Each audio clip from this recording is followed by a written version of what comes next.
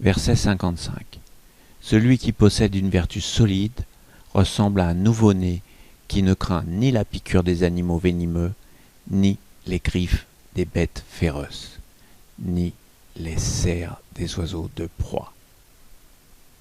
Ses os sont faibles, ses nerfs sont mous, et cependant, il saisit fortement les objets.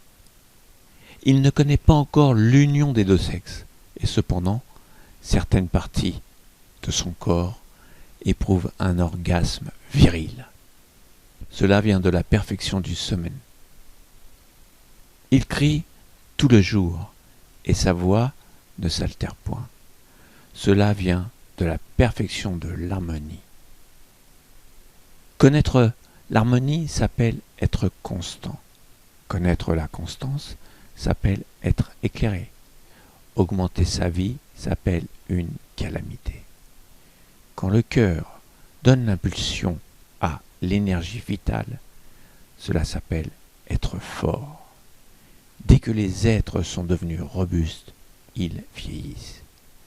C'est ce qu'on appelle ne pas imiter le Tao.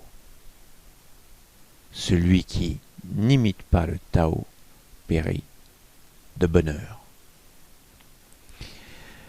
Bon, c'est un long verset qui résume comment traverser son existence, que ce soit au niveau de la santé, de la longévité, mais aussi dans les autres domaines de la vie.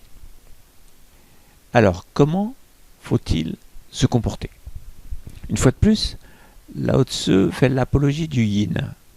Il faut absolument que vous intégrez que la souplesse, c'est la plus grande force, et ce, dans tous les domaines. Bruce Lee a magnifiquement résumé en disant « Soyez comme l'eau ».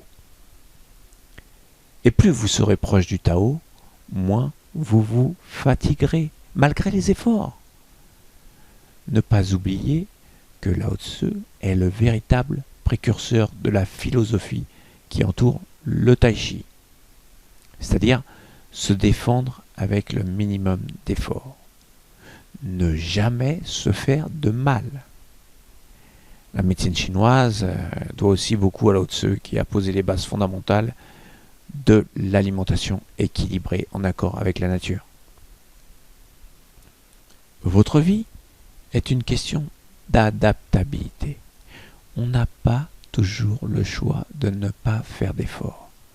Mais en connaissant certaines règles, par exemple que j'ai apprises avec le Tai Chi, la position du corps, l'équilibre, etc., on peut faire moins d'efforts qu'il ne faudrait.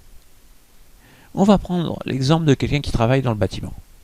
Très physique, très difficile comme travail. Parce que moi-même, j'ai fait un passage dans le bâtiment. On a le choix d'appliquer des méthodes pour s'économiser. Les postures, par exemple. Ne jamais avoir la sensation d'un déséquilibre. Et surtout, d'utiliser le souffle pendant chaque effort, qui vous fait perdre moins d'énergie. Voilà pourquoi il conclut « Celui qui n'imite pas le Tao périt de bonheur ». Personnellement, je rajouterais « car il s'use plus vite ». Et bien sûr, tout doit partir du cœur et non du cerveau.